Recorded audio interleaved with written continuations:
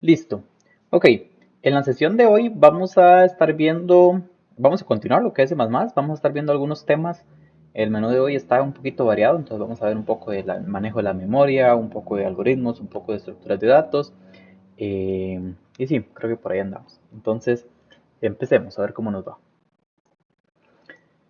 Es usual que que cuando realizamos un programa en C++, dependiendo del tipo de aplicación para lo cual lo estemos haciendo, pues no nos importe demasiado dónde se guarda cada línea de código que estamos haciendo nosotros, por decirlo de alguna manera. Entonces, em, usualmente lo creamos, utilizamos variables globales, estáticas, constantes de todo tipo y no nos importa eventualmente qué va a hacer la computadora por debajo para ir a ejecutarlo. Pues bueno, hay algunas aplicaciones donde eso no se puede hacer así. O sea, no podemos simplemente decir como ahí el compilador verá qué hace y todo ese asunto, sino que nosotros tenemos que estar consciente de lo que estamos programando.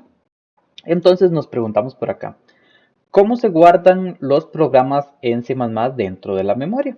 Y entonces volvemos por acá. Vamos a poner por acá creo que el puntero. Listo.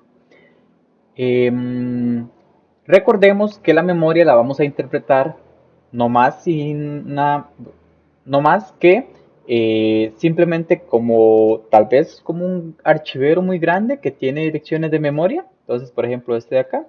Entonces, cada uno de esos elementos podemos decir, ok, es de tamaño, no sé, 32 bits, el tamaño de la palabra que queramos guardar por ahí.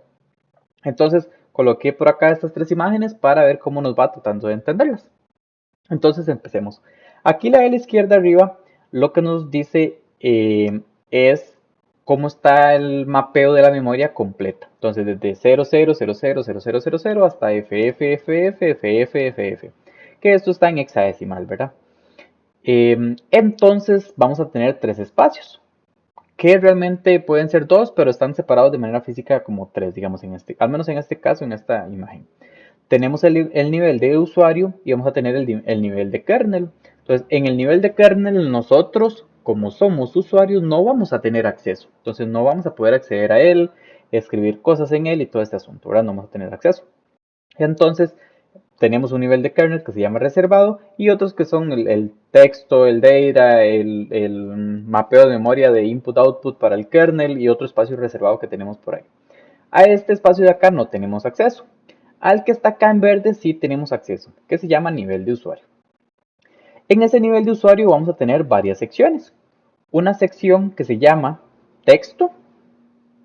En este caso aquí se está haciendo la diferenciación entre lo que es los datos estáticos y los datos dinámicos a partir de este punto. Entonces, por ejemplo, cuando aquí colocamos esta línea punteada de datos estáticos, son los que nosotros estamos definiendo, digamos, ya en nuestro programa. Entonces ahorita vamos a ver un ejemplito con código. Y luego empieza un punto donde le llamamos la parte de datos dinámicos, en este caso. Entonces, vean que la que está en verde llega hasta acá. Entonces, de acá hasta acá es lo que nosotros tenemos acceso. Entonces, tenemos cuatro secciones.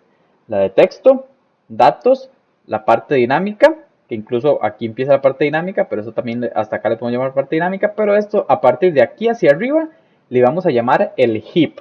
Heap del inglés como del montón, de un puño que tenemos por ahí para trabajar con él. Y tenemos por acá el stack, que es más bien de aquí hacia abajo. Estas llevan direcciones opuestas. Entonces, utilizando ya ahora nos podemos olvidar de esta sección que teníamos. Esto era solamente para introducir que hay espacios de direcciones que no vamos a tener acceso nosotros porque son a nivel de kernel que los va a manejar. Nosotros tenemos acceso solamente a esta porción. Entonces, aquí solamente está la porción a la que tenemos acceso nosotros. Entonces, vamos a tener la parte del texto. ¿Qué va en el texto? Bueno, por acá también estoy colocando la definición. Almacena el código que se está ejecutando o eventualmente que se va a ejecutar. Entonces son las instrucciones que el procesador va a procesar, valga la redundancia. Luego tenemos unos puntos que se llama la parte de datos inicializados y datos no inicializados. Entonces esta parte la vamos a llamar la parte de los datos. ¿Qué son los datos? Es una porción de la memoria donde se almacenan las variables globales separadas en inicializadas y no inicializadas. Entonces los vamos a tener por ahí. Pero vean que lo que quiero que lleguemos y seamos conscientes en este punto es que estos ya son direcciones físicas. O sea, en la dirección 0x100 había un flip-flop por ahí ya en la parte que estaba almacenando mi información, el código que yo ejecuté. Entonces, no, esto ya no es una representación lógica, esto ya es algo ni virtual, es algo totalmente físico realmente. Luego va a empezar lo que es el heap o el montón, pero siempre le llamamos el heap. De aquí hacia arriba empieza, entonces de aquí hacia arriba empieza, a diferencia del stack, que el stack más bien empieza de aquí hacia acá, hacia abajo. Entonces nada más tener cuidadito con esa parte, esa interpretación. Y realmente aparte de esa interpretación tenemos que tener cuidado con esta parte de acá. La dirección más baja es donde colocamos la parte del punto text, que es el código del programa, y en la parte más alta es donde colocamos el resto. Entonces siempre esta es la parte baja y esta es la parte alta.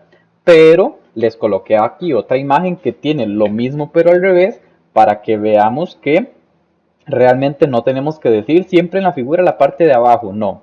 Siempre en el mapeo de memoria es la que tenga la dirección más baja, eso sí, pero en la figura, dependiendo cómo se dibuje, podría estar arriba o podría estar abajo. Y por lo tanto coloqué esta parte de acá, donde más bien la dirección 0 está acá y la dirección máxima está más bien abajo en la figura. Entonces, para que veamos esa parte. Entonces, aquí tenemos el código compilado, se va a guardar acá. Las instrucciones, el if, el for, el while, todo lo que nosotros colocamos va a estar acá. Luego tenemos una porción donde van a estar las variables constantes, las variables globales, las variables estáticas, todo ese asunto de acá. Luego, a partir de acá empieza el heap. Empieza hacia acá y de acá, más bien hacia arriba en este caso, por la interpretación que le estamos dando a la imagen, es donde empieza el stack. Tanto esta de acá como esta de acá le podemos llamar espacio de memoria dinámica. Y es dinámica, que es el opuesto a lo que es estático, porque nosotros aquí, como dice el heap, tenemos un puño de memoria que podríamos estar utilizando o no. En cambio, en este punto ya es definido lo que estamos utilizando. Ya fue que con base en lo que se compiló del programa, aquí se colocaron las instrucciones necesarias, aquí las constantes, aquí los globales y las estáticas, entonces ya se sabía que estos se iban a usar. En cambio, esta porción de la memoria que tenemos por acá es para, dependiendo de lo que haga el programa, podría utilizarlo o no utilizarlo. Aquí a la derecha están las definiciones. Entonces, el punto text que estábamos hablando almacena el código que se está ejecutando, el punto data, que podría ser esta parte de acá, almacena variables globales separadas en lo que son inicializadas y no inicializadas, que los ejemplificaba en este punto. Luego tenemos el heap, que es memoria dinámica para que quien programa la asigne. Entonces somos nosotros quienes definimos cuánto necesitamos, qué necesitamos, y tenemos que ser cautelosos y liberar los recursos cuando ya dejamos de necesitarlos. Y ahorita más adelante vamos a ver esa parte. Y luego viene la parte de acá, que es el stack, que almacena, dice, variables locales propiamente. Entonces son variables locales. Entonces esta parte de acá empieza de aquí hacia allá.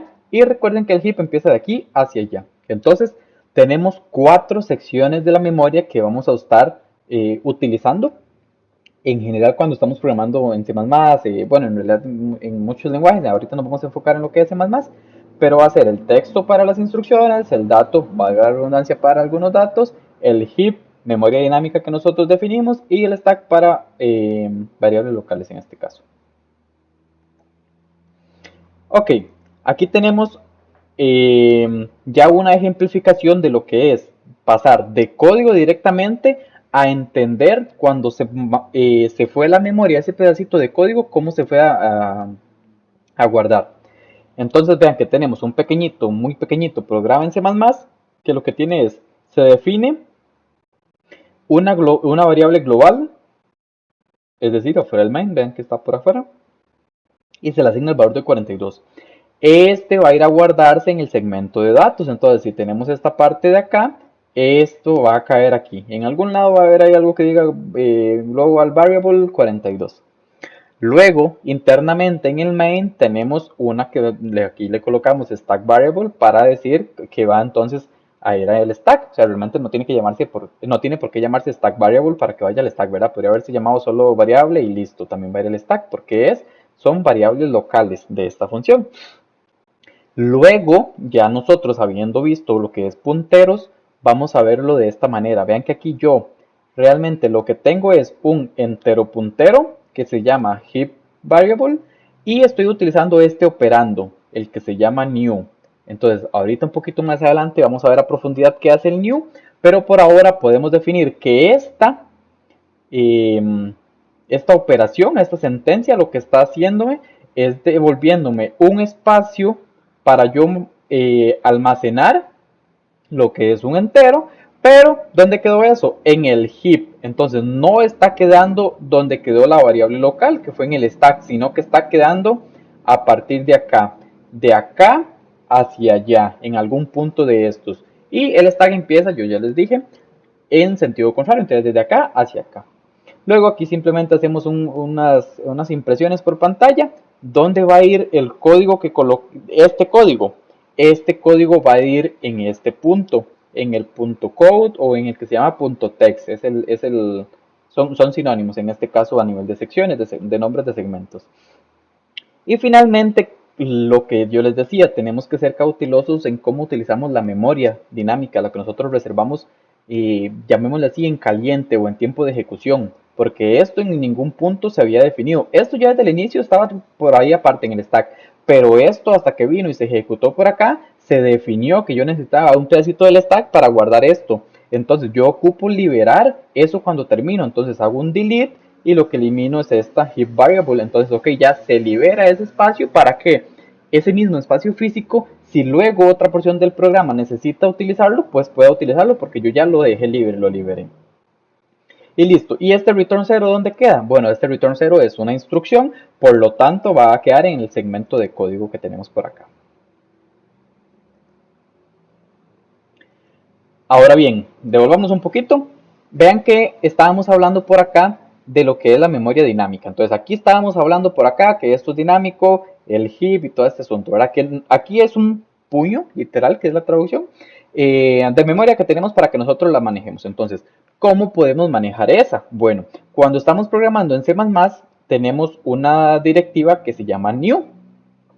Esa new lo que nos va a dar es una porción de la memoria que está en esa porción, perdón, valga la redundancia, que es el heap. Entonces, pointer variable igual a new y el tipo de dato. ¿Por qué pointer variable? Porque lo que nos retorna esta sintaxis, este new tal, es la dirección de memoria. Entonces, si esto no fuera un puntero, esto no va a funcionar. Entonces, aquí tenemos un pequeño ejemplo.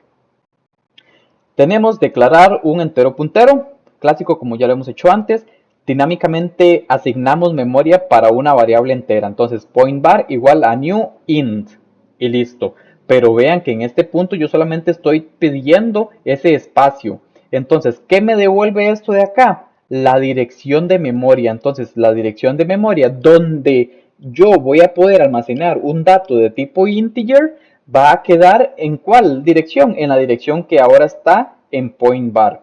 Entonces utilizo la sintaxis de referencia para hacer asterisco point var igual a 45. Entonces estoy modificando ¿qué? Al poner aquí el asterisco, el contenido de donde estaba apuntando ese puntero, valga la redundancia. Luego hacemos una impresión aquí muy tranquila, obtenemos un 45 y finalmente, como estamos siendo muy cautelosos y muy correctos a la hora de programar, tenemos que hacer un delete de point var, que es este de acá. Entonces estamos haciendo un delete de este, entonces él va a ir a colocar y a decirle a quien está encargado de la memoria, ok, ya este espacio puede utilizarlo para alguien más si fuera necesario. Por acá colocamos la descripción formal. Una vez que ya no se necesita usar una variable que sea declarado dinámicamente, debemos de asignar o a veces sí, lo pasamos ahí el español no tan español.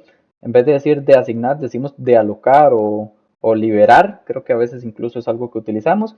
Y ya algo bastante mal hecho es que vamos a ver una función más adelante que se llama alloc, como de asignar, pero a veces decimos ocupo o necesito alocar memoria. Eso no tiene sentido, pero nos entendemos. Entonces es algo que también es necesario que sepan que es la jerga que se utiliza. Luego por acá nada más era una explicacióncita de este ejemplito que teníamos. Se había utilizado un puntero var para asignar, que es el allocate. Esto se ve a que el operador new, que era lo que les contaba, devuelve la dirección de la ubicación de la memoria. Entonces, cuando yo hice este new in, ¿qué pasó aquí? Este point var me devolvió alguna dirección de las que estaban en el heap. ¿Para qué? Para que yo pueda ahí ir a colocar este 45 que era el que yo quería.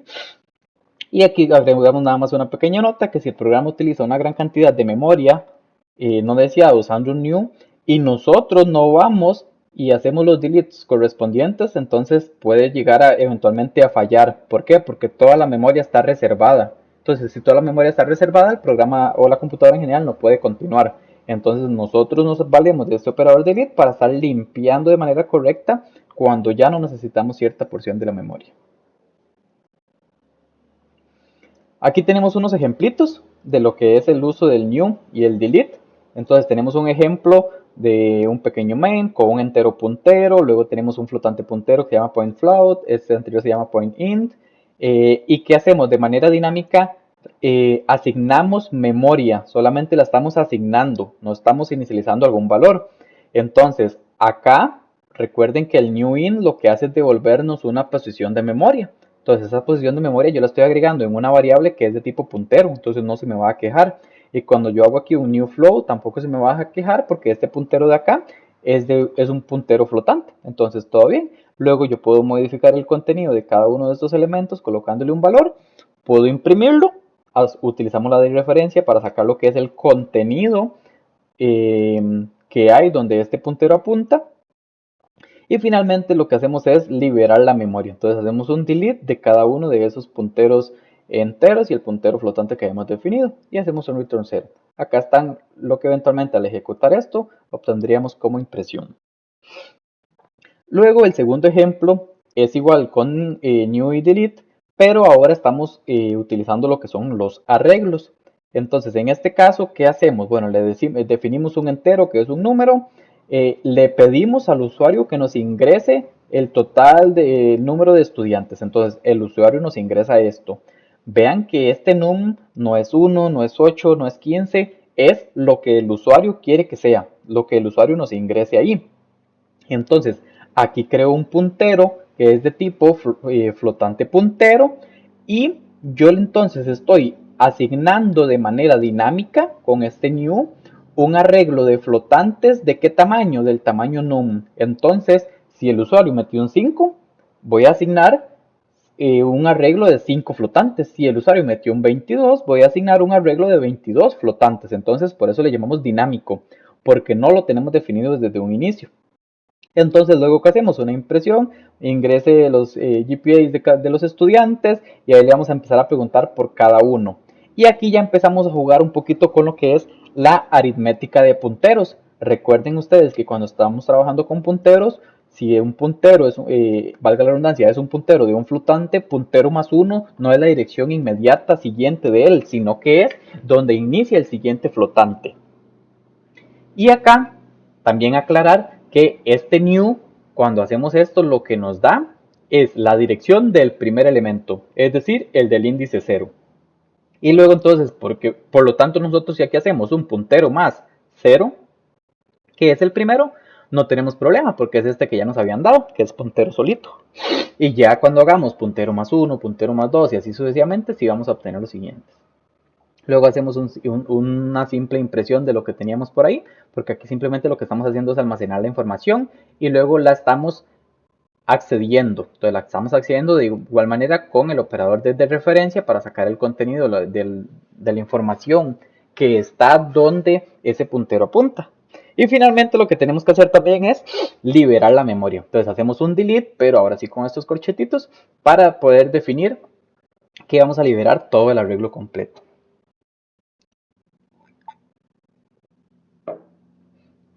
Y por acá está entonces lo que sería la impresión de este programa después de haberlo ejecutado. Finalmente, como ya somos unos cracks en lo que es clases y objetos, también hay un ejemplo de clases y objetos, porque también puedo asignar memoria para un objeto en el heap. ¿Cómo hago eso? Bueno, lo hago de esta manera. De hecho, es exactamente lo mismo. Tengo aquí una clase estudiante que tiene un atributo que se llama edad, que es de tipo privado, y ya ustedes a este punto saben que como es de tipo privado, solamente se puede acceder dentro de la misma clase o en funciones y clases amigas. Además tengo por acá lo que es el constructor, que lo único que hace es edad igual a 12 cuando inicia. Tengo un método que es de tipo público, por lo tanto se puede invocar desde afuera la función. Se llama obtener edad, entonces lo único que hace es una impresión de edad igual a y imprime lo que es el atributo edad, que aquí sí se puede acceder porque estamos dentro de la clase, dentro de este scope o este alcance. Y finalmente el main, ¿qué hace? Bueno, recuerden que el new nos devuelve un puntero. Entonces, si nos devuelve un puntero, ¿qué hacemos nosotros? Creamos un estudiante puntero que se llama ptr, pointer, y hacemos new igual a student. Entonces, cuando hacemos esto de acá, viene, se ejecuta el constructor, hace toda esta parte de acá. ¿Y qué nos devuelve? Recuerden que el new nos devuelve la dirección de memoria donde inicia este objeto. Entonces, como tenemos esa parte, ¿qué hacemos nosotros para acceder a sus elementos? Todo ese asunto. Bueno, el operador flechita. Entonces, hacemos ptr, pointer, flechita, obtener edad y listo. Cuando ejecutemos esto, lo que nos va a imprimir es edad igual a 12, porque se está inicializando en un valor aquí ya previamente definido. Y como buena práctica, estamos liberando la memoria que se utilizó para almacenar ese objeto estudiante. Entonces hacemos un delete de pointer, que es acá la variable de tipo estudiante puntero, donde se almacenó el objeto que tenemos acá. De hecho, el objeto no, se almacenó la dirección de memoria donde iniciaba ese objeto y en qué porción de la memoria, en el heap se estaba almacenando eso.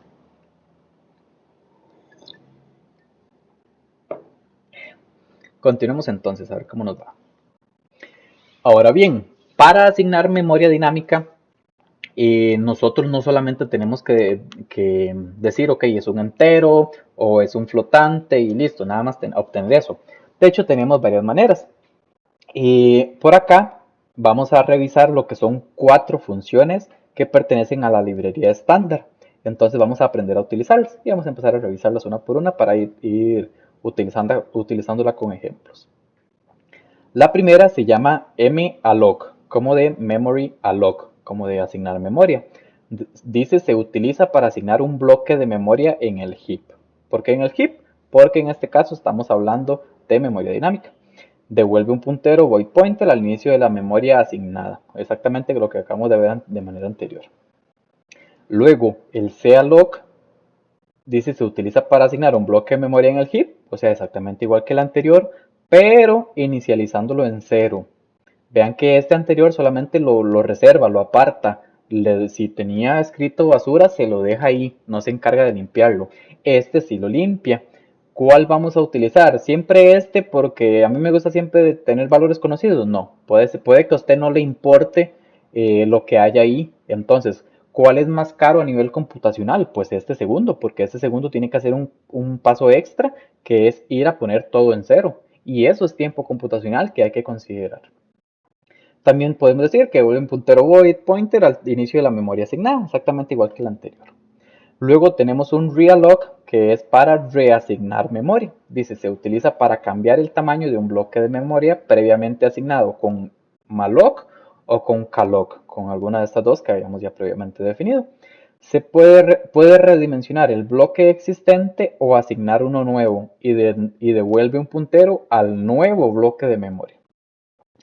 Y finalmente el free lo que hace es liberar. Dice se utiliza para liberar la memoria previamente asignada con malloc, calloc o realloc, que fueron los 3 que habíamos ya previamente definido.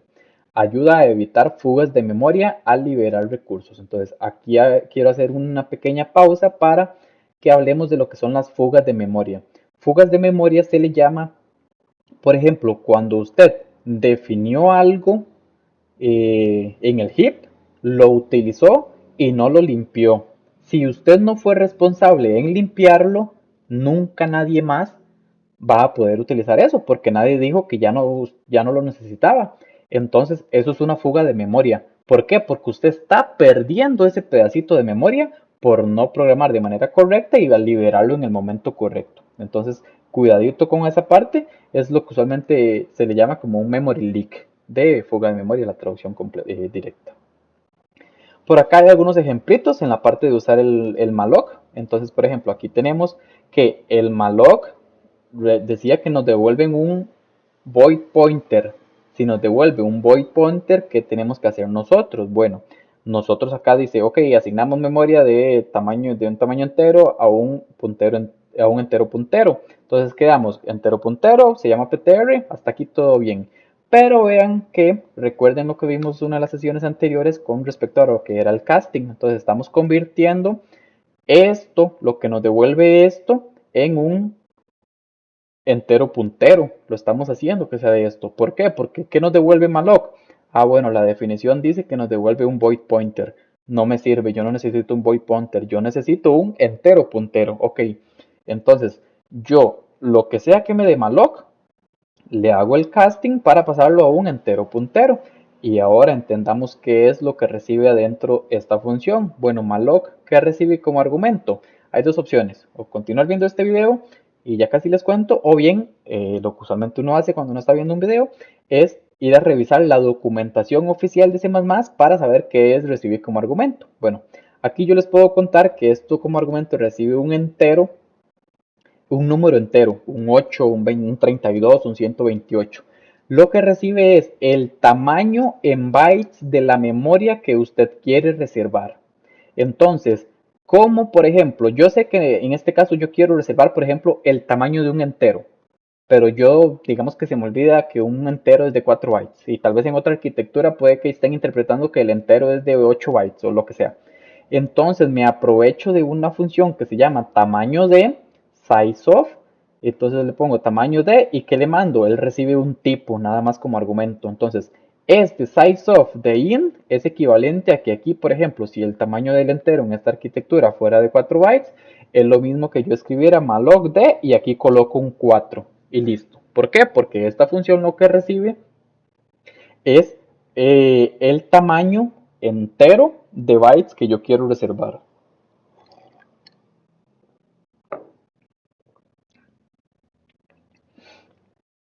Luego de que yo ya hice eso, le puedo asignar el contenido con el asterisco para hacer la de referencia y pues estar modificando el contenido. Hago un 5, hago una impresión del contenido y aquí imprimo un 5. Por acá tenemos otro ejemplo, pero este otro ejemplo lo que está haciendo es un calloc en este caso. Entonces, vean que acá, ¿qué tenemos nosotros? Listo, continuemos por acá. Creo que ahí está grabando de nuevo ya. Estamos en este calloc. Este ejemplo del calloc, que es lo que vamos a revisar ahora, que es este de acá, dice, se utiliza para asignar el bloque de memoria del heap inicializándolo a 0. Devuelve un puntero void igual que el anterior.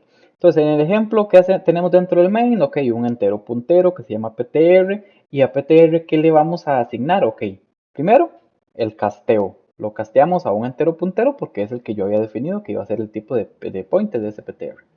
Luego calloc, ¿qué recibe como argumentos? Bueno, mismo que el anterior. Dos opciones, o continuar viendo este video, porque ya casi les cuento, o revisar la documentación oficial. Entonces, acá lo que recibe son dos argumentos. Primero, ¿cuántos elementos quiere asignar y de qué tamaño? Entonces, yo aquí le estoy diciendo 5, ¿de qué tamaño? Del tamaño de un entero, lo que estoy diciendo en este caso. Que si vuelvo y repito como el caso anterior, si en esta arquitectura el entero fuera de 4 bits, esto es lo mismo que yo coloco en 5,4 y listo. Luego aquí aprovecho este ejemplo para mencionar que esto nos va a dar un void pointer y este void pointer puede ser dos cosas, o puede ser una dirección válida o puede ser null. El puntero null significa que estoy apuntando a la nada y eso apuntar a la nada significa que no fue exitosa la asignación o la reserva de esa memoria. Entonces, aquí lo que yo más o menos pregunto es básicamente si no es un valor válido, ok, falló y hago un exit con un valor de 1 que es diferente de 0 y por lo tanto el sistema operativo ya lo va a detectar como un error porque siempre se espera que el valor de salida sea un 0. De hecho, ven que aquí tenemos un return 0 y es por eso que lo hacemos de esa manera. Luego, suponiendo que no, que todo salió bien, que sí logramos asignar la memoria o reservar la memoria para esto, eso se inicializó en 0. Entonces ahora vamos a inicializar los valores. Entonces, cada uno de estos valores aquí dice, ok, vamos a recorrer con este for del 0 hasta el 5, es decir, el 0, 1, 2, 3 y 4. Y vamos a ir, ¿de qué tamaño eran? Bueno, van a ser del tamaño de un entero. Entonces, ¿qué vamos a poner en cada uno de esos elementos? Vean que aquí hacemos un ptr, abrimos corchetes o paréntesis cuadrados, colocamos el índice y a cada uno le vamos a igualar el i por 2 más 1. ¿Por qué? Porque es un valor que en este caso se está utilizando. Por ninguna razón en específico realmente se puede utilizar cualquiera. Luego, aquí lo que se hace es lo mismo, pero ya no estamos inicializando. Ahora lo que estamos es imprimiéndolo. Entonces aquí colocamos valores inicializados e igual hacemos el recorrido for i igual 0, de i menor a 5, i más, tas, y lo que hacemos es imprimir, pero lo que hacemos es imprimir el contenido. Y recuerden acá igual la aritmética de punteros. Entonces, puntero más 0 me da el primer elemento, puntero más 1, puntero más 2, puntero más 3 y puntero más 4. Y muy importante, mucho más, bueno, no es que sea mucho más importante que este, pero sería más nocivo no liberar este porque son 5 elementos. En este caso yo había solamente reservado uno. Aquí entonces dejaría sucio un 1 si no hago el delete, que de hecho no está, el free. Pero vean que acá si hago un free de pointer, entonces este sí lo va a estar liberando para que ya otra porción del programa, si fuera necesario, pudiera utilizar ese mismo espacio. Luego tenemos por acá otro ejemplo, que es lo que tenemos, pero es utilizando un realloc para hacer un reallocation. Pero recuerden que para hacer un realloc primero tuve que haber definido. Entonces, primero hago una definición. Bueno, aquí empezando, tengo un flotante puntero que se llama pointer, un flotante puntero que se llama new pointer. Entonces, a pointer, ¿qué hago? Con un malloc, que es un memory alloc que no inicializa en cero. Recuerden esa parte. ¿Y qué voy a reservar? ¿Cuántos bytes? 5 por el tamaño de un flotante, que es lo que está haciendo acá. Si da null, ok, entonces digo que falló y salgo. Si no, continúo. Vean que solo es un if, no tiene else ni nada. Entonces, si esto se cumple, entro acá. Si no, ok, nada más continúo. Luego tengo esta parte que voy a inicializar cada elemento del bloque de la memoria. ¿Y cómo lo voy a inicializar? Nada más estoy poniendo el índice por 1.5. ¿Por qué? Porque yo quería 1.5, entonces va a ir 0, 1.5, 3, 4.5 y así sucesivamente. Hasta llegar al 6 en este caso, ¿verdad? Porque sería 4 por 1.5. Luego vean que queremos hacer una realocación o una reasignación de memoria. Entonces, ¿qué hacemos? New pointer, hacemos un realloc y ¿qué le pasamos? La dirección de la original, que fue el PTR que habíamos obtenido de este lado, y la nueva asignación que va a ser 10 porque ahora ya no ocupaba 5, sino que ahora ocupaba 10. Y listo. Entonces ahora, new pointer me dio null. Sí, ok, pues me salgo. Si no me dio null, continúo. Y ahora inicializo los valores. Y la segunda parte va a ir desde 5 hasta 10. Va a ir por el índice 5, 6, 7, 8 y el 9. Y en ese caso lo que voy a hacer es multiplicar cada índice por 2.5. Luego imprimo los valores y no solamente de los primeros 5 o de los segundos 5, sino de todos los 10. Entonces hago un for desde 0 hasta 10 y nada más hago new pointer y imprimo acá este valor de por acá que tenemos aquí. Entonces listo, que vamos a estar imprimiendo los primeros 5 que era el índice básicamente multiplicado por 1.5 y los segundos 5 era el índice multiplicado por 2.5. Entonces este era el índice 5, 5 por 2.5, 12.5. 6 por 2.5, 15 y así sucesivamente hasta llegar a, supongo que 9 por 2.5 y que puede llegar a unos 22.5. O eso creo. Y finalmente, y muy importante, hacer la liberación de new pointer. ¿Por qué? Porque esta era lo que teníamos al final como el espacio de acá. Entonces tenemos que tener cuidado con esta parte de liberar el new pointer porque aquí ya eran 10 elementos de tipo flotante que estábamos dejando por ahí sucios y no colocamos ese free. Entonces muchísimo cuidado con esa parte. Eso fue con respecto a lo que fue la parte de memoria dinámica. Ahora vamos a ver un poquito de lo que son los algoritmos. De hecho, vamos a ver algoritmos y luego un poquito de estructuras de datos, que es casi el nombre del curso que estamos llevando. Decimos por acá, un algoritmo es un conjunto de instrucciones bien definidas para resolver un problema particular. Toma un conjunto de entradas y produce un resultado deseado. Entonces podemos enumerar 4 características de un buen algoritmo, que es que la entrada y la salida deben definirse de manera precisa. Cada paso del algoritmo que nos especifican debe ser claro y debe ser inequívoco.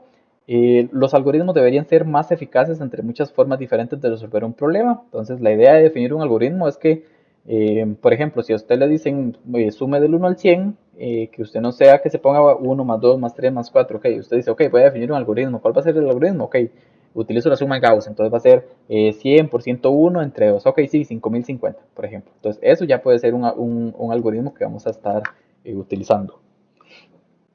Luego, el cuarto punto, un algoritmo no debería incluir código informático. Debe escribirse de tal manera que pueda utilizarse en cualquier lenguaje de programación. Entonces, el algoritmo es a alto nivel una descripción, no es un pedacito de código en C, C++, Python o lo que sea, porque si no, ahí se estaría trabajando con la implementación, no con la resolución del algoritmo como tal. Aquí un par de ejemplos. Entonces, por ejemplo, si queremos sumar dos variables, empezamos, declaramos las variables número 1 y número 2 y suma, leemos los valores de número 1 y número 2, agregamos número 2 y número 1 y asignamos el resultado en la variable suma, luego desplegamos suma y nos detenemos. Eso puede ser un conjunto de pasos a seguir de manera clara que tenemos para resolver un problema. ¿Y cuál es este problema que estamos resolviendo con este algoritmo? Sumar dos números y colocar el resultado en otra variable. Luego por acá tenemos el algoritmo que deberíamos seguir si quisiéramos sumar tres números, identificar de tres números cuál es el mayor. Entonces, empezamos, declaramos las variables A, B y C, leemos los valores de las variables A, B y C. Si A es mayor a B, y además A es mayor a C, ya sabemos que A es el más largo.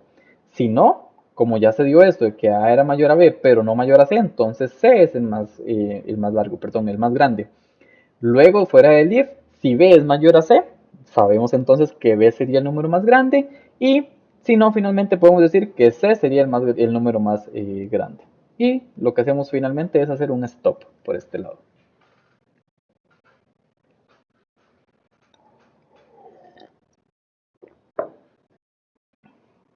Continuemos entonces. Hablemos un poquito de los algoritmos, pero ya ahora no viéndolos como una secuencia de pasos a seguir, sino qué tan bien hechos están o qué tan mal hechos están. Entonces, por ejemplo, leemos por acá un poquito la parte teórica. La complejidad de un algoritmo se refiere a la cantidad de recursos necesarios para ejecutar este algoritmo, como el tiempo y la memoria. La complejidad se puede medir en términos de la cantidad de operaciones que el algoritmo realiza, como el número de comparaciones, número de accesos a la memoria o número de ciclos de iteración. Entonces, la complejidad, básicamente, como su nombre lo dice, es qué, qué, qué cosas tan extrañas o pesadas a manera computacional tuve que yo hacer para resolver ese problema o implementar ese algoritmo. Luego, vean que tenemos dos conceptos que tenemos que saber diferenciar, lo que es la complejidad y lo que es la eficiencia. Leemos que la eficiencia de un algoritmo es la capacidad del algoritmo para utilizar de manera efectiva lo que tiene disponible, en este caso la memoria, digamos, y también el tiempo. Un algoritmo eficiente es aquel que realiza una tarea en la menor cantidad de tiempo y utilizando la menor cantidad de memoria posible. ¿Por qué? Porque a pesar de que tiene mucha disponible, no lo está utilizando y que no la libera y que la deja sucia, no, sino que está siendo eficiente en el uso de recursos. La eficiencia se mide con la ayuda de notaciones asintóticas. Es posible que un algoritmo no tenga el mismo rendimiento para diferentes tipos de entrada. Con el aumento del tamaño de la entrada, el rendimiento cambiará. Entonces imagínense que a ustedes les dan una caja que tiene los números del 0 al 100 en bolitas. Entonces les dicen, ok, ustedes tienen que, no sé, sacar una y hasta que salga el número 53. Entonces sacan una, ok, sacan otra, ok, no es y siguen sacando. ¿Qué pasa? Tenemos dos, bueno, no tenemos dos, tenemos varios casos que analizar. El primero, el peor caso. ¿Cuál es el peor caso? Que usted tuvo la suficiente mala suerte para sacar 99 bolitas y que la número 100 que sacó, porque era el 0 al 99, fue la 53. Ese es el peor caso. Al peor caso le vamos a llamar O grande. Entonces, ¿cuál es la representación de la O grande o la Big O en este caso? Bueno, usted tenía N entradas que eran la cantidad de bolitas que tenía en esa caja y tomó ¿cuántos? Tomó N intentos, el peor caso. Entonces, pues, no hay mucho que decir, ok, la relación que usted tiene entre el tamaño de la entrada y el tamaño de la complejidad en el peor de los casos es lineal, porque si usted aumenta la cantidad de bolitas a 1000 y ahora le piden el 724 y esa fue la última que usted sacó, ¿cuántos intentos ocupó? 1000. Ok, entonces sigue aumentando con respecto al tamaño de la entrada. Eso es básicamente lo que tenemos que hacer cuando analizamos la eficiencia, perdón, y la complejidad de los algoritmos. Dependiendo del tamaño de la entrada, ok, siempre duro lo mismo, duro menos, duro más, ¿qué pasa? Ok, luego la representación omega representa el límite inferior, que es el que tenemos acá. Entonces, en este caso, la notación omega nos da el mejor caso. ¿Cuál es el caso, el mejor caso cuando usted de 100 bolitas tenía que sacar el 73 y sacó el 73 a la primera? Ese es el mejor caso. Y duró una iteración. A pesar de que le aumenten a 1000 bolitas, ¿cuál sería el mejor caso? Sigue siendo durar una vez nada más. Ese es el mejor caso. Y finalmente tenemos la notación teta, que lo que nos da es un promedio. Entonces ya eso va a depender. Entonces ahí usted va a tener que aplicar hacer un montón de pruebas para poder decir, ok, en promedio estoy sacando la bolita en promedio en la iteración número 60, cuando es 100. Ok, entonces usted dice, ok, duro el 60%. Entonces eso puede ser que sea 0.6n. Si me aumentan a 1000, puede ser que yo ahora necesito ver si estoy en el intento 600, que es el 60%, estoy logrando más o menos, o en promedio, y sacar la bolita que yo quería, era el 700 no sé qué dije. Entonces, eso es lo que se tiene que analizar en el caso promedio. Pero para eso sí habría que hacer muchas pruebas. En el caso de la O grande y en el caso de la omega, eh, entonces en este caso, ¿qué es lo que usualmente decimos? Ok, ese es el peor caso y ese es el mejor de los casos, que a veces sí son como identificables. Aquí les agregué una grafiquita con respecto a lo que es unas gráficas de lo que es la O grande. Entonces, una gráfica de la complejidad basada en la O grande. Entonces, en el eje X tenemos lo que es la cantidad de elementos, lo que tenemos por acá. Listo.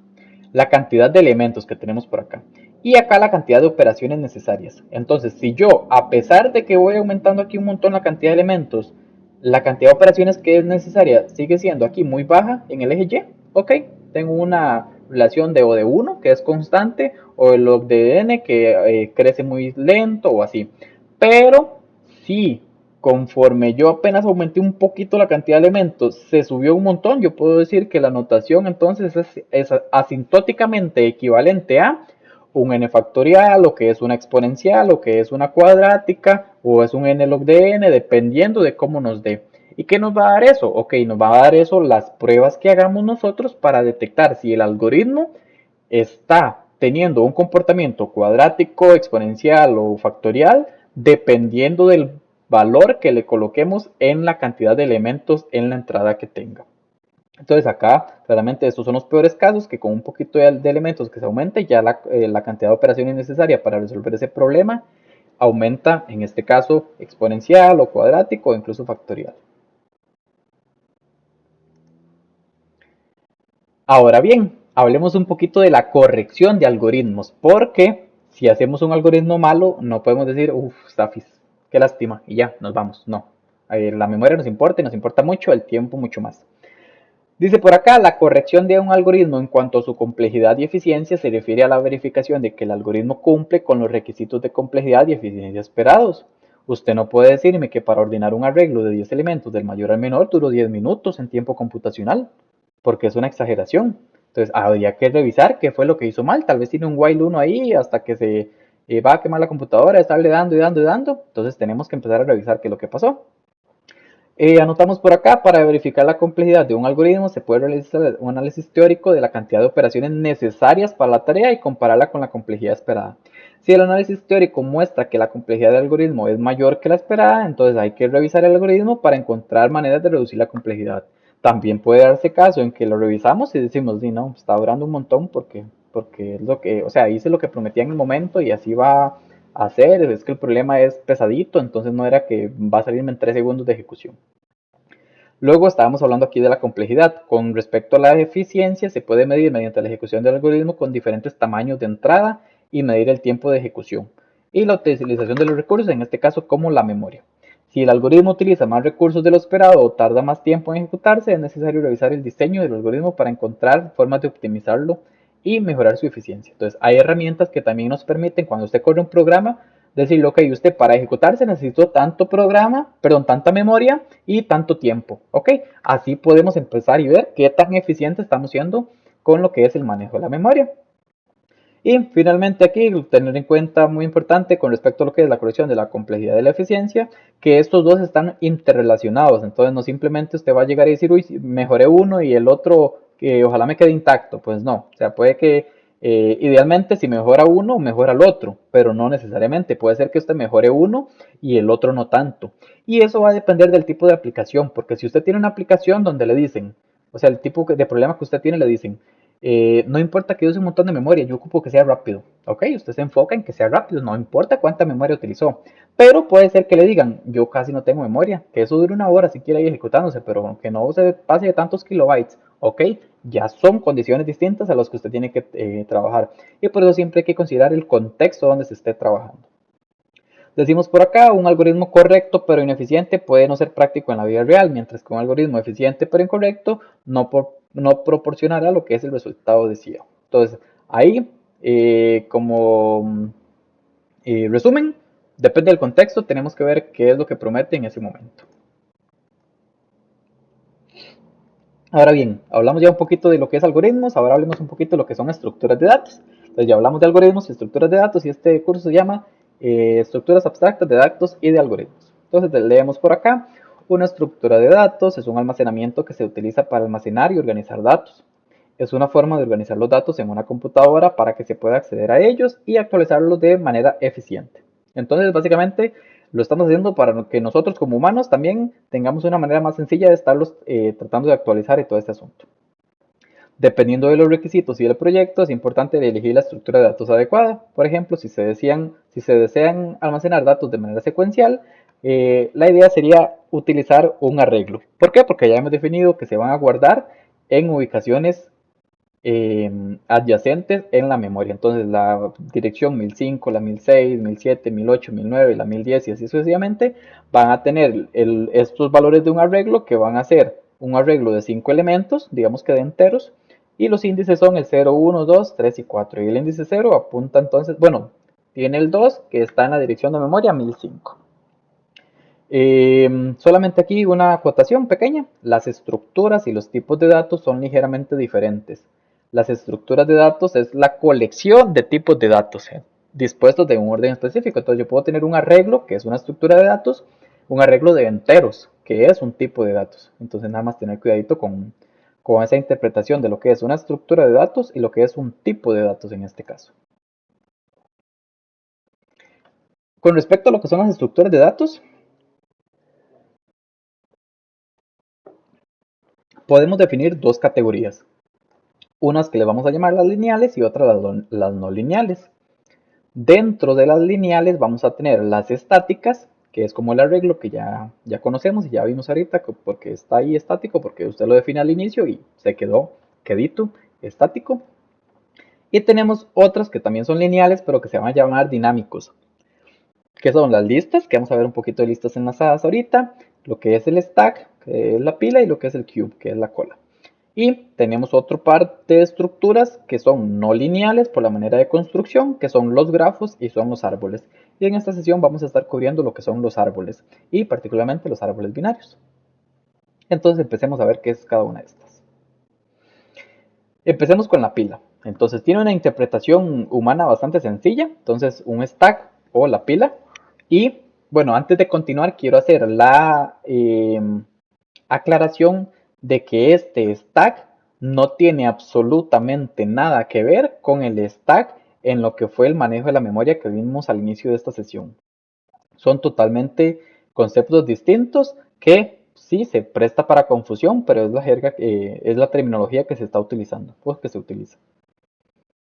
Entonces, ahora sí, habiendo hecho esa aclaración, acá les menciono que, por ejemplo, la pila, aquí estamos hablando de la estructura de datos.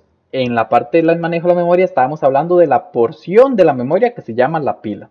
Entonces son cosas distintas.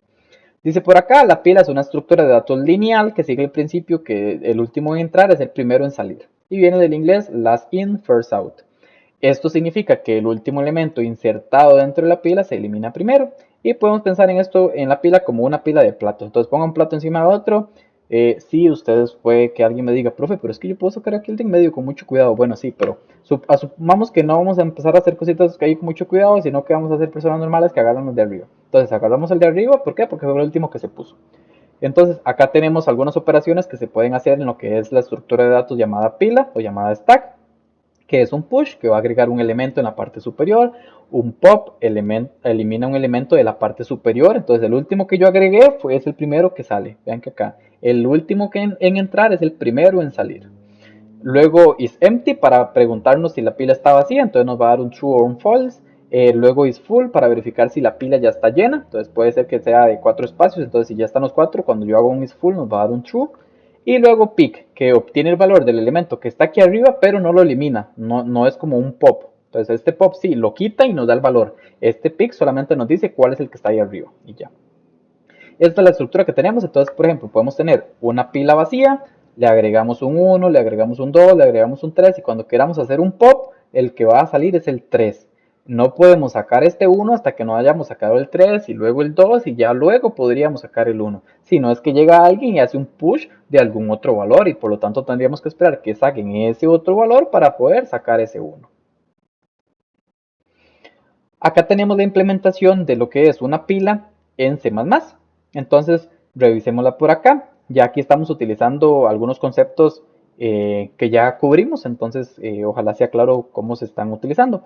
Tenemos un define por aquí de una variable que se llama, bueno, un define que es max, que tiene el número 10, una variable que se llama inSize, que es un 0. Son variables globales, vean por acá, el main está por acá, entonces no hemos llegado a este punto. Entonces, creamos por acá y vamos a crear un stack. Entonces, ¿qué es un stack? Bueno, nos aprovechamos de que ya ustedes saben que es una estructura y creo una estructura que se llama stack que adentro tiene dos elementos, dos miembros, un arreglo de enteros de tamaño 10, porque este max es 10, y un entero que se llama top, simplemente. ¿Para qué? Para saber cuál es el que está en ese momento, cuál es el índice del elemento que estamos ahí en ese punto, perdón. Luego utilizamos el typedef, que es una definición de un tipo.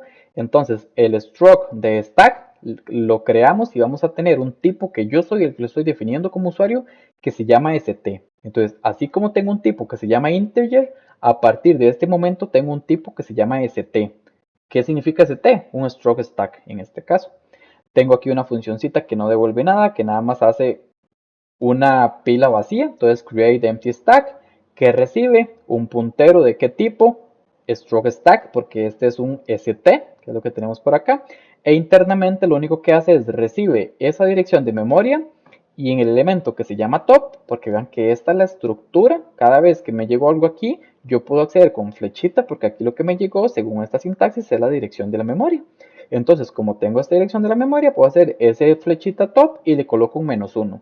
¿Por qué un -1? Porque los índices de este arreglo van desde el 0 hasta el 9. Entonces, cuando ahí, en este punto, haya un -1, lo que quiere decir es que está vacía la pila. Creo una funcioncita que se llama isFull para preguntar si está llena la pila. Entonces, igualmente esto. ¿Y qué hacemos? Simplemente, bueno, lo que les hago de contar, revisamos si está llena. Entonces, si el top ya está en el máximo +1, que es 9, porque vamos a ir del índice 0 hasta el 9, le digo que sí, devuelvo un 1, que se debería interpretar en ese caso como un true. Y si no, devuelvo un 0, que sería un false en ese caso, para decir no, no está llena.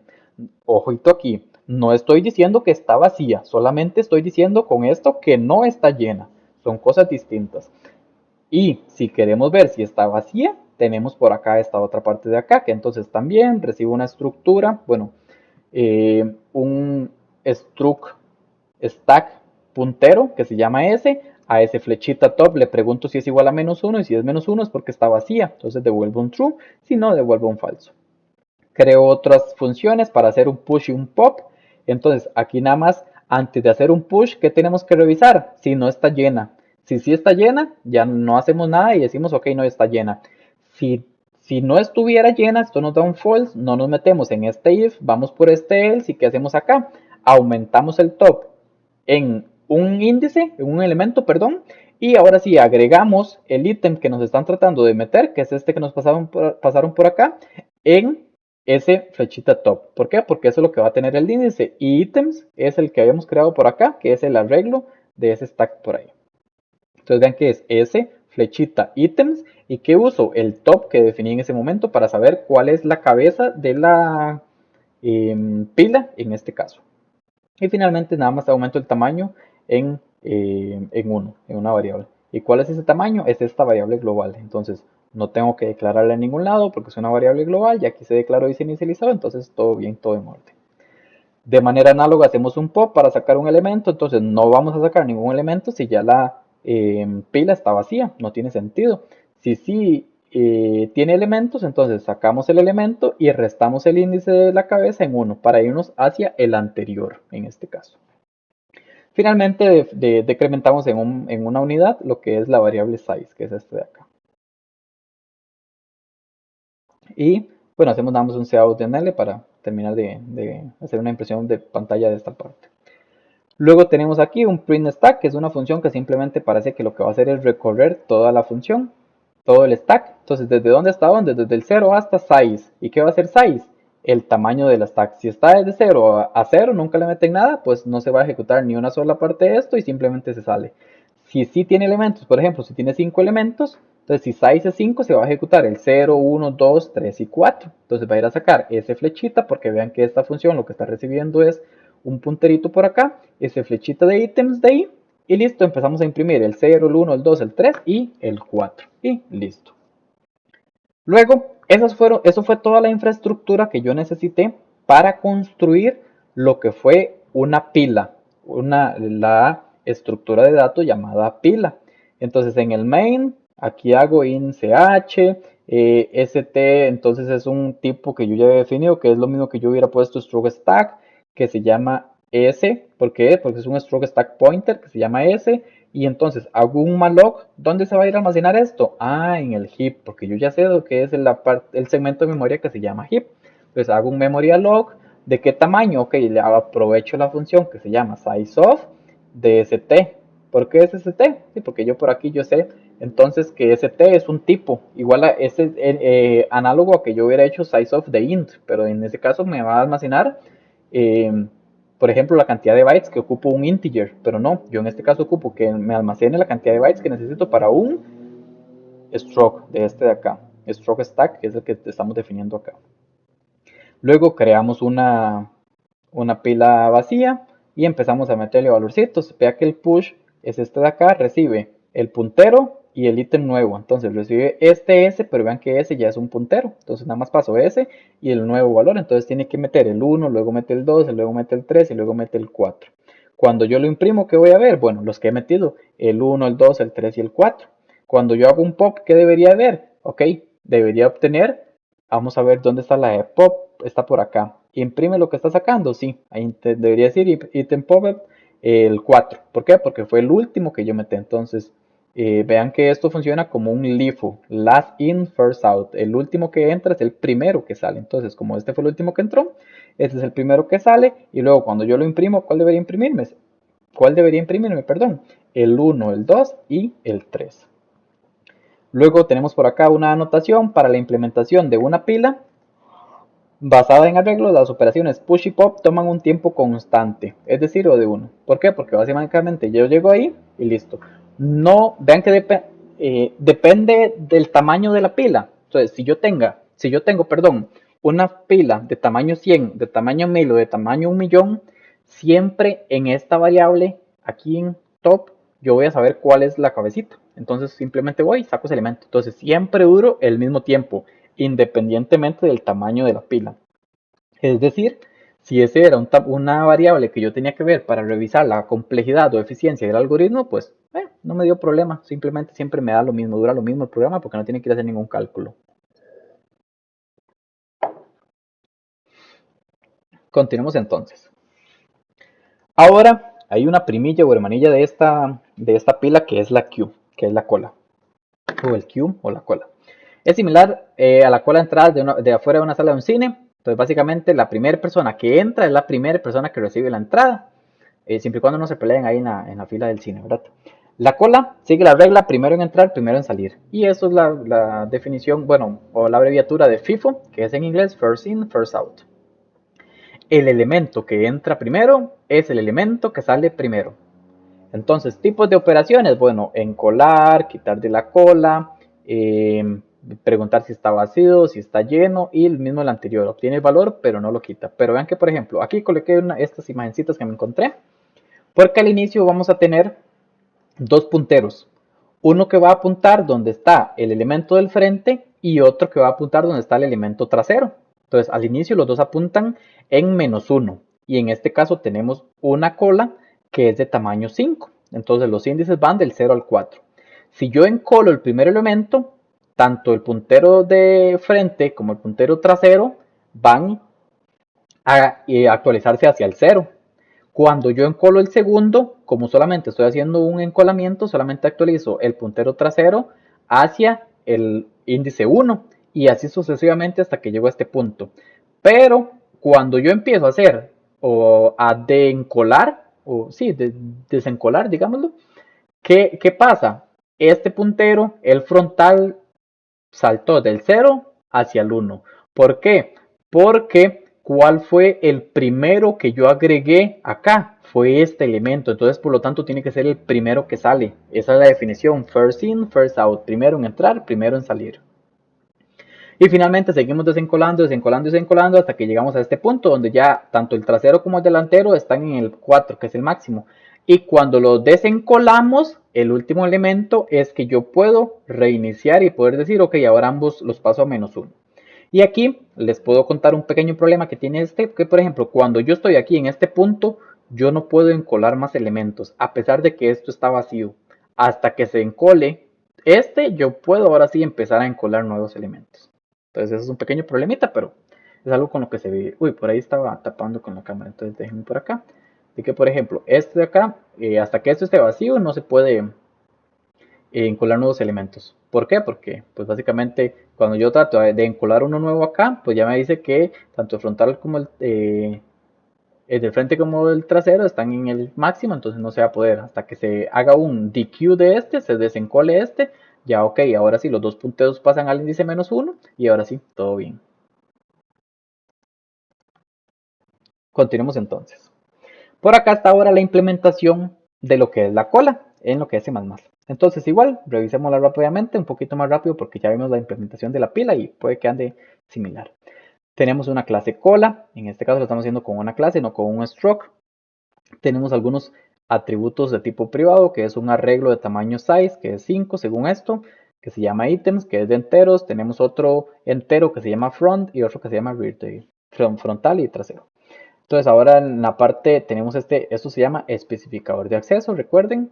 Tenemos el constructor, que lo primero que hace es nada más las variables frontal y trasera, colocarlos en -1, porque son los punteros de nuestra cola. Y empezamos a tener métodos. Entonces vamos a tener los métodos de si está lleno. Entonces, ¿qué hacemos? Ok, para saber si está lleno, es que el frontal está en 0 y que el trasero está en el tamaño -1, o sea, en el 4, porque es el 5 menos 4. Y en este caso devolvemos true, si no, devolvemos falso. Si está vacío, nada más con que el frontal está en -1, eso es suficiente, devolvemos true, y si no, devolvemos falso. Luego, por aquí tenemos la función para encolar.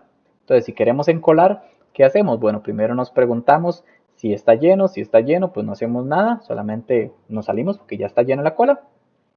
Si no está llena, primero tenemos que ver si el frontal está en -1. Y si sí está en -1, entonces lo que hacemos es pasarlo a 0.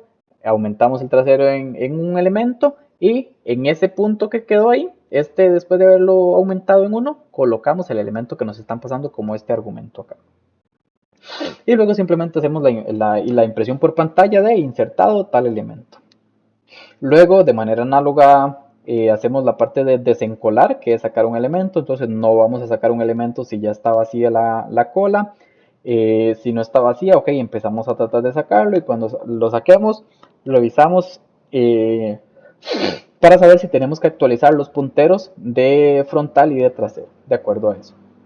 Cuando lo sacamos, imprimimos acá, eliminado tal elemento y devolvemos este elemento, porque vean que este elemento, de hecho esta función es de tipo integer y lo que vamos a devolver es el elemento que queremos desencolar. No tenemos que pasarle ningún índice, no tenemos que pasarle nada. ¿Por qué? Porque en una cola ya está definido que el siguiente que yo voy a obtener cuando trate de sacar algo va a ser el último que no había agregado, o sea, como más bien el anterior. Sí. Devolvémonos por acá, solamente para aclarar eso, porque ahí me confundí. Este de acá, entonces el primero que sale, vean que es el primero que se había agregado. Luego tenemos una función de display, es simplemente para mostrar en pantalla lo que es cada elemento. Entonces si la cola está vacía no imprimimos nada, si la cola está llena o con que no esté vacía nada más es suficiente, podemos empezar a imprimir cosas y podemos empezar a imprimir desde el frente hasta la parte trasera todos los elementos que están ahí en medio de estos. Y finalmente tenemos acá la implementación de lo que es el main, que declaramos una cola que se llama Q con esta clase, ya como lo hemos hecho en las sesiones anteriores. Y entonces hacemos un Q.dequeue. Entonces, pero en este caso nos va a dar un problema. ¿Por qué? Porque no podemos desencolar cosas si todavía está vacía. ¿Por qué está vacía? Porque vean que el constructor lo único que hace es inicializar estos en -1. Entonces todavía no tenemos elemento adentro. Luego sí podemos encolar el 1, el 2, el 3, el 4 y el 5. Luego encolamos el 6. Pero este no se puede encolar. ¿Por qué? Porque el tamaño es 5 y yo ya lo había llenado. Entonces nos va a imprimir ahí que está lleno y que no se puede hacer nada. Luego podemos imprimirlas y nos va a dar los números 1, 2, 3, 4, 5, que son los elementos que había agregado. Puedo desencolar. ¿Y cuál me va a dar aquí al desencolar? El 1, porque fue el primero que había entrado. Y luego cuando yo lo imprimo, me va a dar entonces el 2, 3, el 4 y el 5, porque ya el 1 lo había desencolado. Y eso es todo. Luego aquí tenemos un poquito también una anotación de lo que es la complejidad. Dice la complejidad de las operaciones de poner y quitar elementos en una cola usando un arreglo es de O de 1. O sea, el peor de los casos siempre va a ser el mismo. Entonces, ¿por qué? Porque ya sabemos que está definido que aunque la cola sea de tamaño 1000, el siguiente que yo voy a sacar fue el primero que yo había metido. Y listo, no tengo que hacer ningún trabajo extra para hacer eso. Y listo. Ahora continuemos con la siguiente estructura de datos, que va a ser la lista enlazada. Entonces déjenme por acá activar esto por acá. Listo. Listo. Decimos una lista enlazada es una estructura de datos lineal que incluye una serie de nodos conectados. Entonces, vean que es una lista enlazada. Entonces ahorita vamos a darnos cuenta por qué es enlazada. Cada nodo, bueno, aquí dice, cada nodo almacena los datos y la dirección del siguiente nodo. Entonces, imagínense una estructura de elementos que cada elemento que tiene un valor y además sabe cuál es la dirección del que sigue.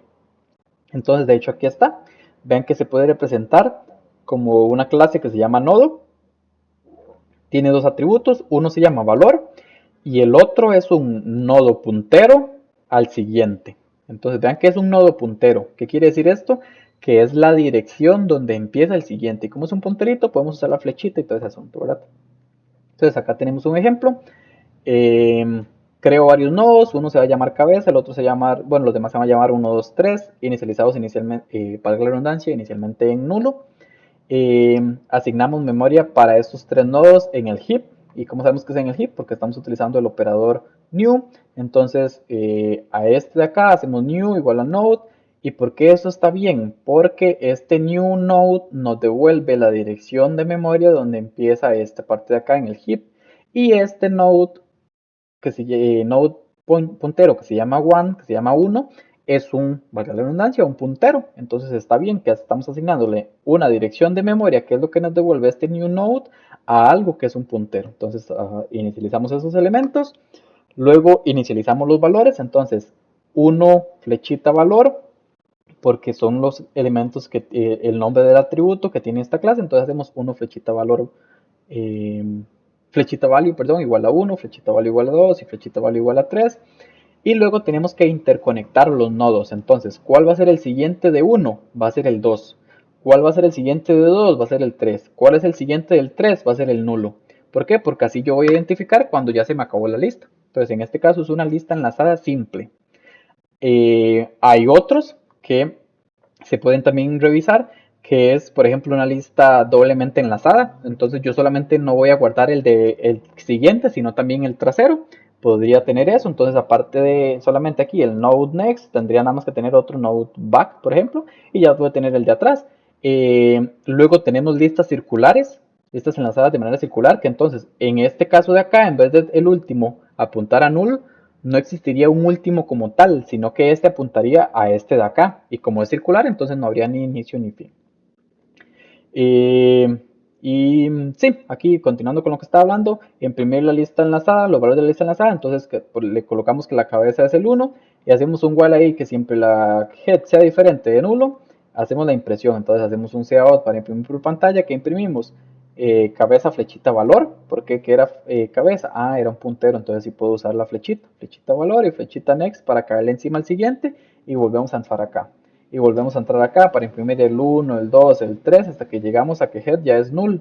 ¿Por qué? Porque este de acá ya head era 3, entonces 3 head next es null, entonces esto ya se cumple y listo, me salgo de ahí y ya se terminó el main. Aquí de hecho falta un return 0 por ahí, porque si no, no tendría sentido. O sea, al menos el compilador se va a quejar de que es un tipo main y no le estamos diciendo de cuál es. Continuamos entonces. Ahora una estructura de datos que se llama la tabla hash. Entonces, ¿qué es esta tabla hash? La estructura de datos hash table almacena elementos en los pares ordenados clave como valor o un key value, donde key es un entero único que se utiliza para indexar los valores y value, valga la redundancia, es el dato asociados a dicho key.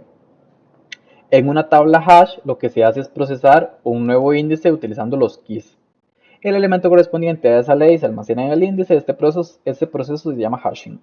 Entonces, ¿qué es esto de hashing? Resulta que si es un arreglo al final, pero no utilizamos los índices, no utilizamos el 1, el 4, el 80 para guardarlo. Nosotros utilizamos algo que le llamamos claves. En este caso, entonces aquí tengo un ejemplo. Resulta que yo utilizo una clave que se llama John Smith. Internamente a esto se le aplican muchas operaciones matemáticas y al final eso se detecta que el índice asociado al string John Smith es el 873, entonces se guarda esto. Por ejemplo, al de Lisa Smith se detectó que el índice asociado a ella era el 1, pero yo nunca tengo ni puedo acceder a lo que es lo que estaba en el índice 1. Yo solamente doy el key e internamente pasa lo que es el hashing para saber, para detectar cuál es el número entero donde se va a detectar eso. Y por lo tanto es una tabla, porque es una tabla que tiene de tantas filas y en este caso las columnas, que son los datos que vamos a guardar. ¿Qué puede pasar también? Que después de tantas operaciones matemáticas, algunos tengan algo que se llama colisión. Entonces vean que en este caso, utilizar el key John Smith y utilizar el key Sandra D dan ambos el índice 873, entonces que se caen encima. Bueno, no, ya internamente hay algoritmos para arreglar esos problemas. Déjenme quitar un poco por acá para que puedan ver eso. Entonces ya internamente hay algoritmos para arreglar esos problemas y nosotros simplemente podemos decir, ok, no nos vamos a preocupar por esa parte. Ya eso es algo que internamente nosotros lo que vamos a ver es que utilizamos un key e internamente se define cuál es el valor de entero con la tabla y se va y se saca la información y nos la devuelve. Y ya, todos felices por ese lado. Dice por acá, permite que las operaciones de búsqueda, lo que es actualización y lo que es la obtención, se realicen en un tiempo constante. Es decir, vea que a pesar de que vamos a acceder a través de un índice específico, nosotros solamente damos el key, no tenemos que andar viendo en qué parte de la tabla estamos nosotros para ir a actualizar la información. Ya el algoritmo de hashing se encarga de hacer toda esa magia por nosotros. Y eso es lo que le llamamos un hash table. Ahora vamos a ver una estructura de datos más que es un árbol. Entonces, a veces escuchamos que hay algoritmos para recorrer árboles y todo este asunto. Entonces vamos a ver qué es esto. Dice, un árbol es una estructura de datos jerárquica no lineal que consta de nodos interconectados por aristas. Entonces, cada uno de estos es un nodo, cada una de estas interconexiones o estos enlaces es lo que le llamamos aristas. Dice, nodo es una entidad que contiene una clave o valor y punteros a sus nodos secundarios. Entonces ya habíamos visto las listas enlazadas, entonces ya estamos viendo cómo un elemento puede tener información de otro elemento también. Los últimos nodos de cada ruta se denominan nodos ojo. Entonces, por ejemplo, esto es una hoja, esto es una hoja, esto es una hoja, esto es una hoja y esto es una hoja. O nodos externos que contienen un enlace puntero a nodos secundarios, que no contienen, perdón, un enlace puntero a nodos secundarios, porque ya es como la finalización de ese arbolito. El nodo que tiene al menos un hijo se denomina nodo interno. Entonces, por ejemplo, esto es un nodo interno, esto es un nodo interno y esto es un nodo interno también se puede llamar, pero además es la raíz porque es donde empieza. Aquí hay un dedazo, esto debería decir arista. Arista es el vínculo entre dos nodos cualesquiera, que son estos enlaces de acá. La raíz es el nodo más alto de un árbol, que es este de acá. Luego la altura de un nodo dice que es el número de aristas dentro del nodo hasta la hoja más profunda. Es decir, el camino más largo desde el nodo eh, hasta un nodo de hoja. Entonces, por ejemplo, si tenemos acá esto de acá, esto dependiendo de cómo queramos nosotros interpretarlo, podemos decir, ok, la altura de este nodo, empezamos a contar hasta llegar a un ojo, perdón, a un nodo hoja, ok, es 2, y así sucesivamente. Luego la profundidad de un nodo dice que es el número de aristas desde la raíz hasta el nodo. Entonces, desde acá hasta el nodo, ¿cuántos tenemos? Ok, tenemos 2 aristas, ok, la profundidad es 2. Luego la altura del árbol es la máxima profundidad, entonces 1, 2 y 3. En este caso tenemos una altura, un árbol de altura 3. El grado de un nodo es el número total de ramas de ese nodo. Entonces, por ejemplo, este es de grado 3 porque tiene 3 nodos. Y un bosque es un conjunto de árboles separados, básicamente. Esas son definiciones iniciales, formales, que van a ser necesarias para lo que vamos a hablar a partir de ahora. Cuando vamos a atravesar un árbol, hay distintas maneras. Entonces, devolvámonos aquí un toquecito. Porque, por ejemplo, yo aquí puedo ir 1, 3, luego me devuelvo 2, 4, luego me devuelvo 5, 6, y 7 y 8. O 1, 2, 4 y luego me devolví y luego me vine por acá y todo ese asunto. Entonces, hay maneras, vean que tenemos un montón. Entonces, vamos a tener algunas definiciones de cómo andar sobre el árbol. Entonces, atravesar un árbol significa visitar todos los nodos del árbol. Es posible, por ejemplo, que se desee sumar todos los valores del árbol o encontrar el más grande. Entonces, para ese caso, ¿qué tenemos que hacer? Visitar todos los nodos del árbol. En estos casos, ¿verdad? Que tenemos acá. Dice, las estructuras de datos lineales, como los arreglos, las pilas, las colas y las listas, que ya las acabamos de ver, vinculadas solo tienen una forma de leer los datos. ¿Por qué? Porque es una forma dada, porque son lineales. En este caso son no lineales, entonces tenemos que ver cuál es la que nos conviene mejor. Pero una estructura de datos jerárquica como un árbol se puede recorrer de diferentes maneras. Entonces, por ejemplo, este arbolito de acá, yo puedo recorrerlo como 1, 12, 5, 6 y 9. O también podría 5, 6, 12, 9 y 1. Entonces yo aquí empiezo a tener un montón de combinaciones distintas.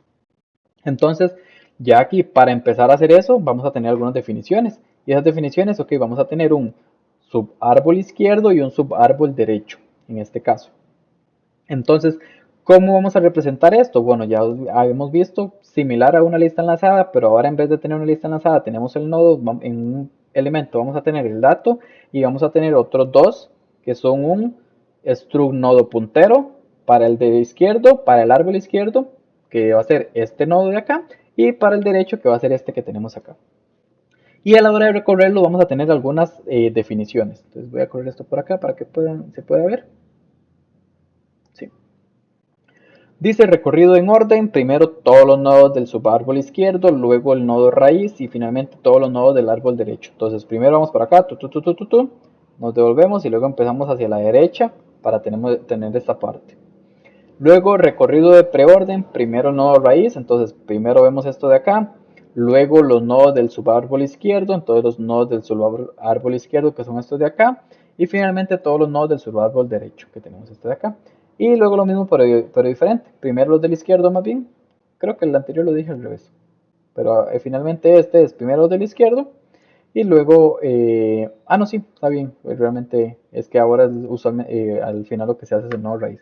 Luego los del subárbol derecho, perdón, y finalmente lo que es el nodo raíz para hacer la cobertura o la visita a cada uno de los nodos de todos los que componen el árbol. Continuamos entonces por acá. Y aquí tenemos un pequeño arbolito. Entonces, un arbolito para ver lo que es los recorridos. Entonces, ¿Cómo va a ser la implementación de un árbol en C++? Bueno, tenemos un struct que se llama nodo, dentro tiene algunos miembros, uno se llama dato, que va a ser, valga la redundancia, el valor que él almacena, va a tener dos punteros de tipo struct node puntero, que uno se va a llamar left, el otro se va a llamar right. Luego acá está que, como tenemos este punto por acá, tenemos, voy por acá, sí, tenemos por acá que, bueno, con esta sintaxis vamos a estar creando como una especie de, digamos que pseudoclase, utilizando estructuras. Entonces por acá tenemos recibe el data, luego hacemos this, que es para hacer referencia a este de acá, data, y asignamos el valor, y tanto el de la izquierda como el de la derecha, por ahora le asignamos null. Y esto es para decirle, no tiene hijos por ahora. Luego, para recorrerlo de manera de preorden, entonces, ¿qué hacemos? Bueno, vamos a tener que empezar, si nos devolvemos por aquí, este preorden era primero el nodo raíz, luego los nodos del izquierdo y luego los del derecho. Entonces, acá en este caso, primero vamos a tener que revisar lo del raíz, luego los de la izquierda y luego los de la derecha. Entonces ahí vamos poco a poco, porque en este caso aquí tenemos lo que es la raíz como tal. Luego tenemos lo que es el postorden, que de manera análoga vamos a revisar primero los de la izquierda, luego los de la derecha y finalmente el raíz, que es el que tenemos por acá, ¿verdad? Pero vean este caso de acá, porque vean, o sea, no sé si mejor lo aclaramos. Vean que por acá yo estoy en una función que se llama preorder traversal y la llamo de nuevo. ¿Por qué? Estoy aquí haciendo una recursividad. ¿Por qué? Para que él vaya recorriendo, digamos, los de la izquierda, todos los de la izquierda, y luego me voy devolviendo, porque cuando ya encontré un null, tengo un return. Entonces, tengo todos los de la izquierda, me devuelvo, ok, empiezo, me devuelvo a ver si tengo más a la izquierda y todo ese asunto. Entonces, nada más tengan cuidadito con la interpretación de esas implementaciones de funciones, porque tenemos ahí una implementación recursiva que es necesaria para este caso de accesos que estamos viendo. Y luego tenemos el inOrder, que básicamente es primero el izquierdo, luego el raíz y luego los derechos. Y aquí en el main lo que tenemos es una pequeña implementación, que creamos un nodo raíz, hacemos un new node. ¿Dónde se va a ir a guardar esto? Ok, ya sabemos que en el heap. En la raíz le agregamos un nuevo nodo al de la izquierda, un nuevo nodo al de la derecha, luego al de la izquierda le agregamos otro a la izquierda y al de la izquierda le agregamos otro a la derecha. Vean que a este de la derecha no le agregamos nada. Y entonces podemos empezar a recorrerlo y ya de acuerdo a lo que nosotros hayamos definido en estos valores, que vean que aquí estamos pasándole este valor, el 12, 9, 5 y 6. ¿Qué se está haciendo con cada uno de estos 12, 9, 5 y 6? Ah, este por acá. El 12, 9, 5 y 6 es lo que se está almacenando. Entonces ya a la hora de hacer esto, lo que va a pasar es una impresión. Entonces esto por acá. De hecho, vean que cuando tenemos tanto esta función como esta función, ¿cuál es el único punto donde imprime? Cuando él detecta que está en el nodo raíz o en el nodo central. ¿Y cuándo va a pasar eso? Cuando ya no tenemos nada más que ir a revisar. Entonces ya llega a ese punto, ok, lo imprimo y me salgo, todo bien. Luego, eso era con respecto a árboles en general. Entonces, si vemos un poquito ya de aplicaciones, podemos tener lo que son los árboles binarios. Y decimos por acá, un árbol binario es una estructura de datos de árbol en la que cada nodo padre puede tener como máximo dos hijos. Por eso se llama binario. Cada nodo de un árbol binario consta de tres elementos: los datos, la dirección del hijo izquierdo y la dirección del hijo derecho. Algunos tipos de árboles binarios, que son los que tenemos acá como ejemplo, tenemos el árbol que llamamos full o completo, perdón, el completo que es este de acá. Acá dice 2 veces completo, entonces déjenme revisar esto y ya lo corrijo. Listo, ya lo corregí, por acá está la corrección. Ahora sí, los tres tipos de árboles binarios no son los únicos, hay más. El primero que tenemos por acá se llama perfecto, dice que cada nodo principal o nodo interno tiene dos o ningún hijo, o tiene los dos o no tiene ninguno, ¿verdad? En este caso, claramente las hojas se llaman hojas porque no tienen ninguno, ¿verdad? Entonces, por eso es que aquí se ve que no tiene, pero eso está bien, porque es cada nodo principal o cada nodo interno. Entonces, en este caso, este tiene que tener dos, este tiene que tener dos y este tiene que tener dos. Luego tenemos el que llamamos lleno, que en este caso va a tener que cada nodo interno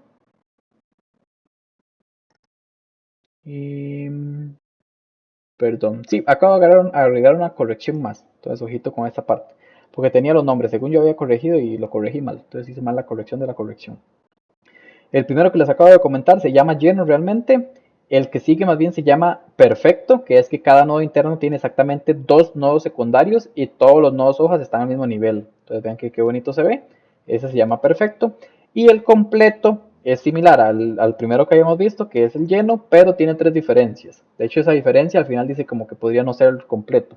Pero bueno, las tres diferencias es que cada nivel debe estar completamente lleno. Entonces vean que todos tenemos, cada ramificación llega hasta el mismo punto.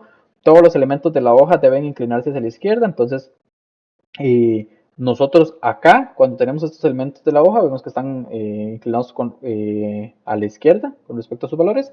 Y finalmente dice, es posible que el último elemento de hoja no tenga un hermano adecuado. Entonces, este perfectamente podría no tener un hermano acá, este 3. Entonces, eso es totalmente válido.